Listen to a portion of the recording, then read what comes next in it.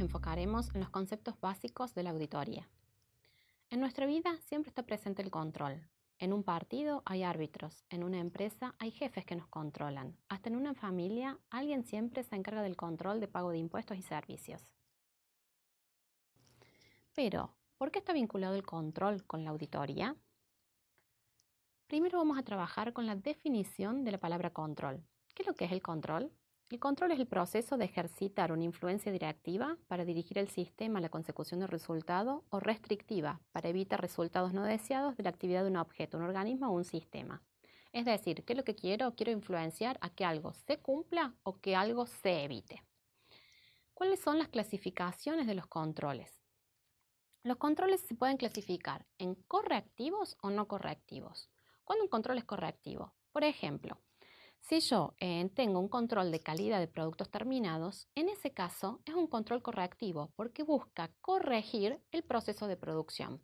Entonces yo voy a informar los desvíos para que puedan realizar un cambio en el proceso de los productos, ya sea desechando la partida, reprocesándola o desestimándola. En cambio, en el caso de un control no correctivo, yo no informo los desvíos.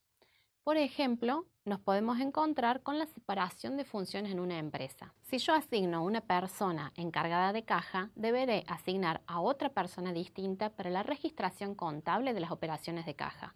¿Para qué? Para evitar situaciones de fraude. Otra clasificación de los controles que nos encontramos son los controles prealimentados y retroalimentados. ¿Qué significa cada uno? En el caso de un control prealimentado, por ejemplo, es un presupuesto. ¿Por qué? Porque los hechos no ocurrieron. Yo puedo modificar mi presupuesto y es algo que está vinculado al futuro, a lo que va a suceder.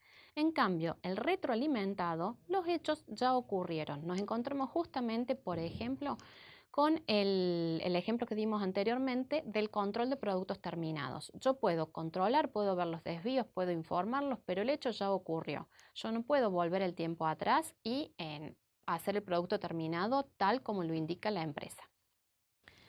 Ahora nos vamos a enfocar en características de los controles. Y con características de los controles vamos a ver quién es el grupo de control que ejerce justamente el control. El grupo que va a controlar puede ser interno del propio ente o puede ser externo.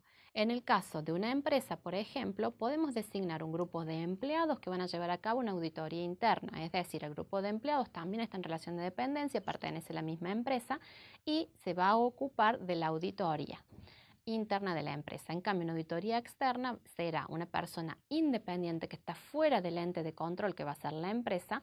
Entonces, en este caso estamos hablando de un control externo. ¿Por qué vimos anteriormente todas las características relevantes de control? Porque justamente la auditoría es un sistema de control. ¿Cómo la vamos a definir? La auditoría la vamos a definir como un sistema de control selectivo, correctivo, de tipo retroalimentado y de secuencia abierta. Ahora sí me voy a detener en un aspecto muy importante que es la palabra selectiva y está asociada con una característica justamente del control que es la economicidad. ¿Qué significa esto? Que el beneficio que brinda un control debe exceder al costo del mismo. O sea, no puedo controlar todas las características o condiciones, sino que voy a tener que trabajar con el grado de razonabilidad en un control. En el caso de una auditoría contable, no voy a reprocesar toda la contabilidad de un ente, y esto es muy importante, sino que voy a trabajar con la razonabilidad de las cuentas. También en productos terminados yo no voy a chequear el 100% del control de productos terminados, sino que voy a tomar muestras aleatorias por partida que me permiten tomar definiciones sobre la partida en general. Ahora te propongo que en el siguiente intervalo trabajemos con una actividad que nos permita identificar los conceptos vistos en el módulo que serán la base del estudio de esta materia.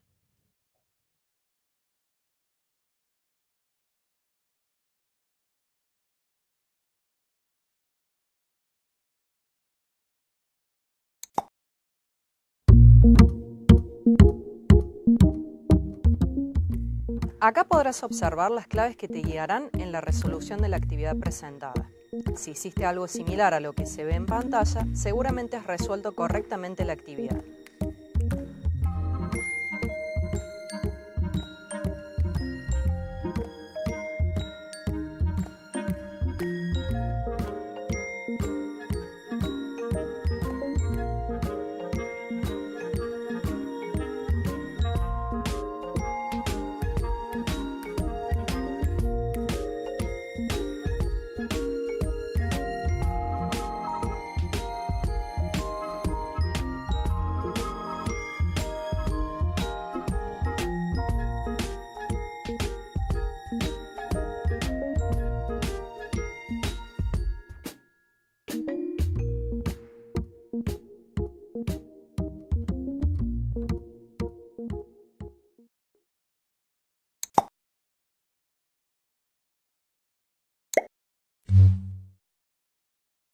concepto que estudiaremos ahora es la auditoría externa. En un mundial de fútbol, los árbitros de un partido no pueden ser de ninguno de los dos países que se enfrentan. Por ejemplo, si juega Argentina contra Brasil, los árbitros no pueden ser ni argentinos ni brasileros. Algo lógico, ¿no?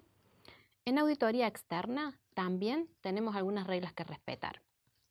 Hay muchas clases de auditoría, legales, médicas, contables, entre otras, pero las más relevantes para los contadores públicos son tres: la auditoría externa, la auditoría interna y las auditorías operativas.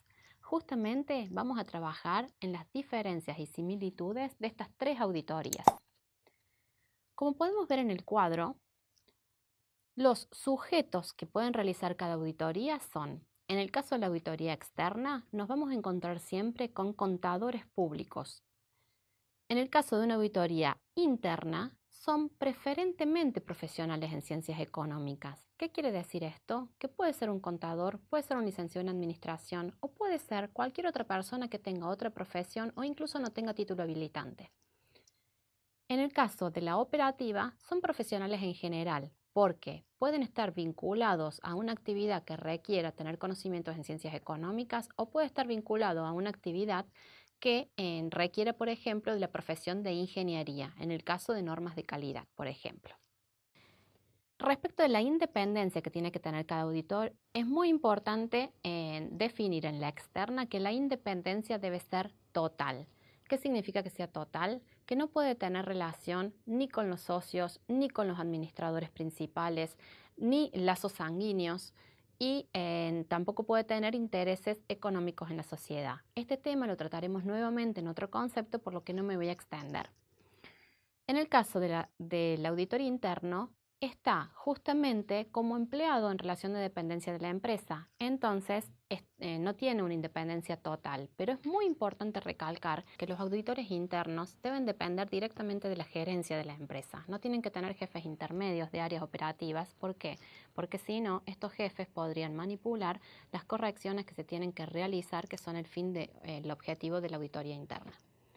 En el caso de una auditoría operativa, los profesionales pueden ser independientes o empleados en relación de dependencia. En cuanto a qué estudia cada auditor, la auditoría externa se concentra en los estados contables de la sociedad. En cambio, los auditores internos se concentran en las actividades de control, en los circuitos, en el manual de procedimiento de la empresa, en los organigramas. Y las operativas en los procesos de negocios.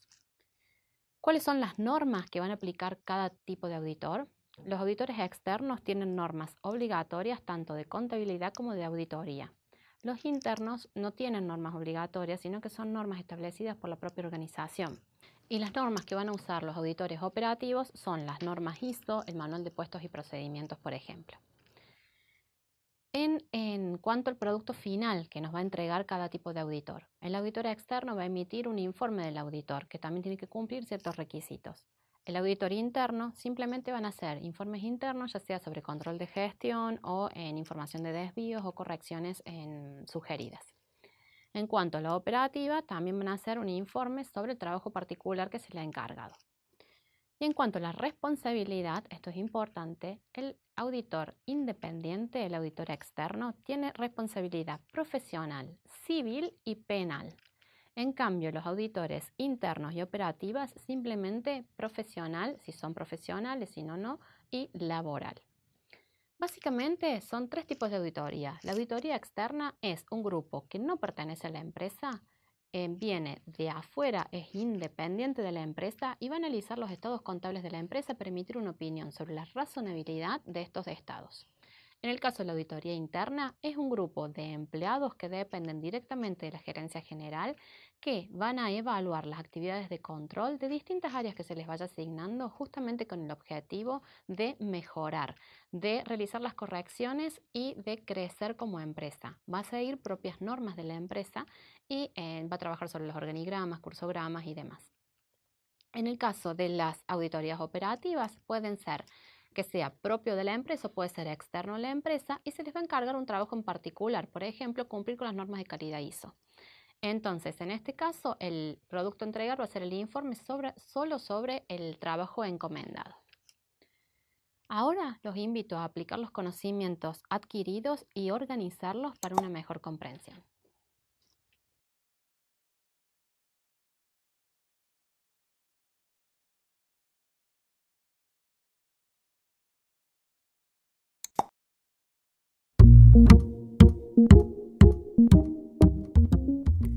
Acá podrás observar las claves que te guiarán en la resolución de la actividad presentada. Si hiciste algo similar a lo que se ve en pantalla, seguramente has resuelto correctamente la actividad.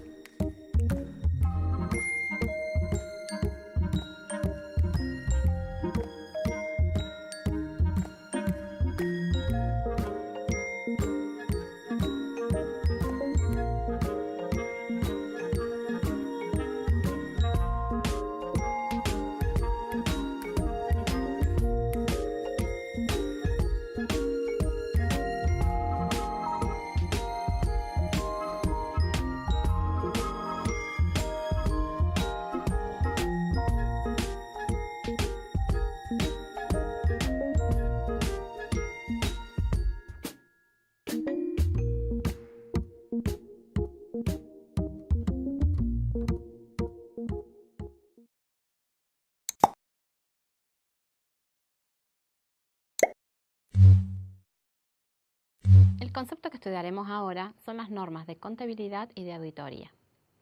Cuando jugamos un juego de mesa, hay reglas claras que nos indican cómo debemos proceder en el juego y cuál es el objetivo para ganarlo.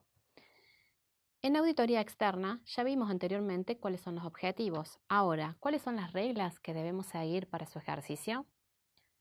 Un auditor externo debe conocer las normas contables vigentes aplicables para cumplir su labor.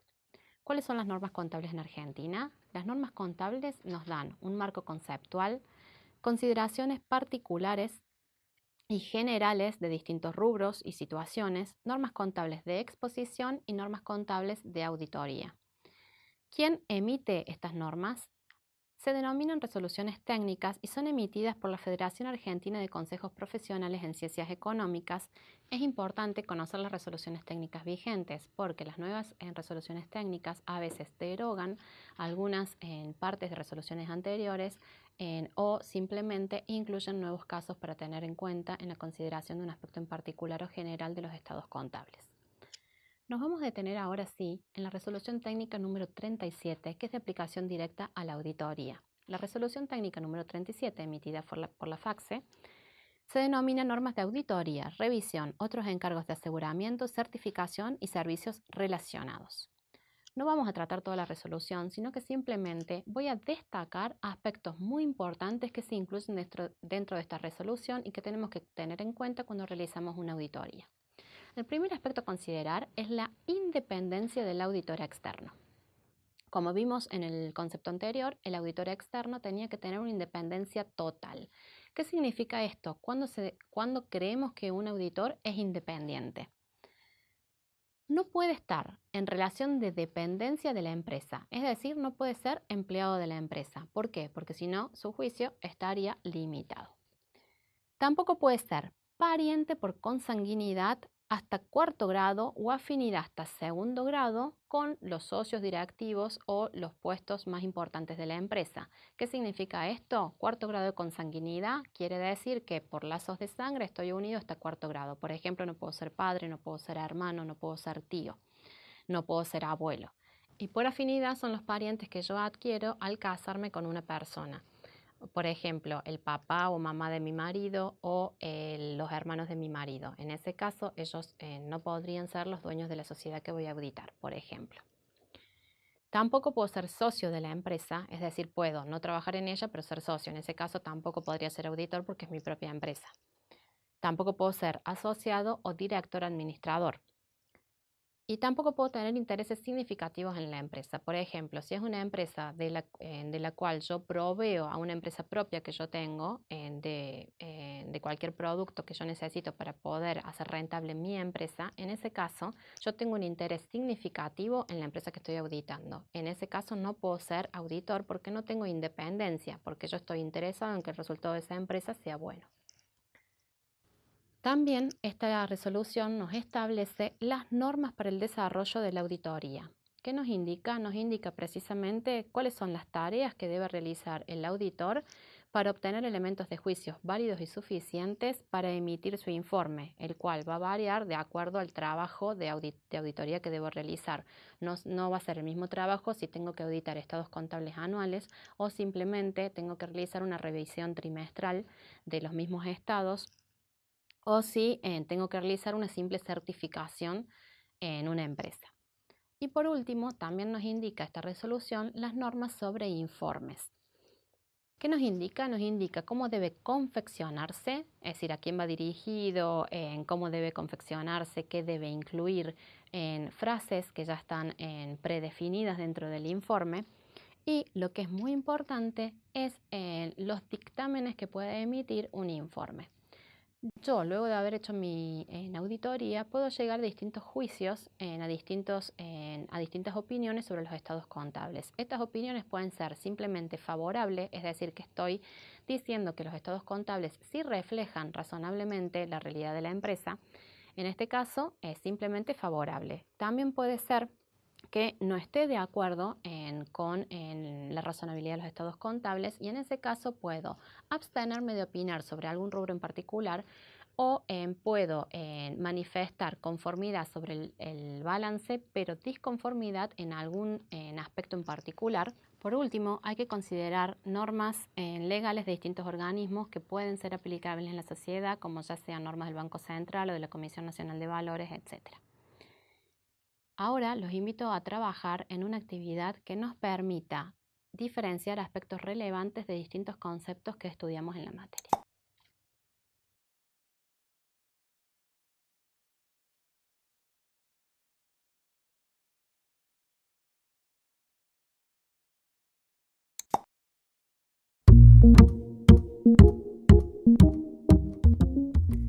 Acá podrás observar las claves que te guiarán en la resolución de la actividad presentada. Si hiciste algo similar a lo que se ve en pantalla, seguramente has resuelto correctamente la actividad.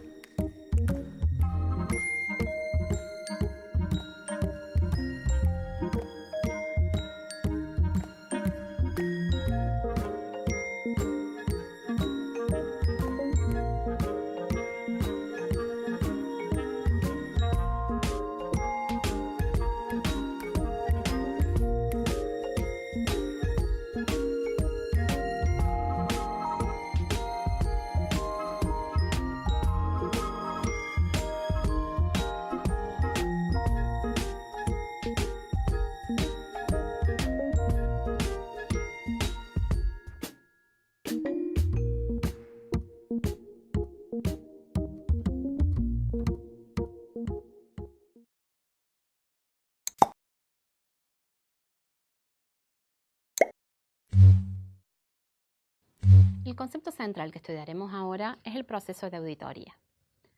Muchos trabajos importantes requieren de la participación de un equipo de trabajo, por lo que es vital planificar la actividad. La auditoría es uno de ellos. Vamos a trabajar el proceso de auditoría en 3 etapas distintas, llamando la primera la planificación, la segunda la ejecución y la tercera la conclusión. Como podemos ver en este cuadro resumen, en la etapa de planificación, nuestro objetivo es predeterminar los procedimientos a realizar. ¿Cuál va a ser el resultado? El programa de trabajo que vamos a seguir cuando vayamos a realizar la auditoría. En la etapa de la ejecución, el objetivo es lograr obtener los elementos de juicio a través de la aplicación de los procedimientos planificados. ¿Cuál va a ser nuestro resultado? Va a ser justamente el resultado de nuestro trabajo, las evidencias documentadas en papeles de trabajo. Vamos a obtener la documentación y vamos a realizar nuestros papeles de trabajo. Y la última etapa es la etapa de conclusión. En la etapa de conclusión, nuestro objetivo es emitir un juicio basado en la evidencia de auditoría obtenida en la etapa anterior, en la de ejecución. ¿Cuál va a ser el resultado? Va a ser el informe del auditor. Como nos vamos a detener luego en las primeras 2 etapas, vamos a detenernos ahora en las conclusiones, en esta última etapa en la cual el auditor debe emitir su informe. ¿Y con qué nos vamos a encontrar? Nos vamos a encontrar que las conclusiones pueden ser distintas de acuerdo a la evidencia que ha obtenido en la etapa de ejecución el auditor. Recordemos que los objetivos de auditoría son 5. Nos encontramos con la existencia, la integridad, la propiedad, la evaluación y la exposición. Si yo como auditor he podido obtener suficientes elementos de juicio y estoy de acuerdo con que se han cumplido los 5 objetivos de auditoría, mi opinión va a ser una opinión favorable. Es decir, voy a decir que los estados contables representan razonablemente en la realidad de la empresa. Ahora, ¿qué ocurre si yo quiero tener una opinión modificada? Es decir, no estoy de acuerdo con los 5 objetivos, sino que tengo algún desacuerdo. En este caso vamos a establecer distintos dictámenes de acuerdo a cuál es la realidad. Uno de los casos va a ser nuestra opinión adversa. ¿Qué significa esto? Que yo como auditor, si pude realizar en mis pruebas, tengo los elementos de juicio válidos, pero yo creo que las incorrecciones que tienen los estados contables son significativas, por lo que mi opinión es contraria. No estoy de acuerdo con la exposición razonable de esos estados contables. Otra de las situaciones puede ser la abstención de opinión. ¿Qué quiere decir? Que yo he podido cumplir mis objetivos de auditoría, pero en algún caso en particular no pude aplicar una parte de procedimientos, por lo que me abstengo de opinar sobre eso que no pude validar. Otro de los casos puede ser una opinión favorable con salvedades. ¿Qué significa? Que en términos generales yo estoy de acuerdo con la razonabilidad de los estados contables, pero en algún aspecto en particular que voy a definir en el mismo informe, no estoy de acuerdo con, por ejemplo, la norma aplicada en un caso en particular. Ahora los invito a trabajar con una actividad que nos permite integrar todos los conceptos adquiridos a lo largo del módulo.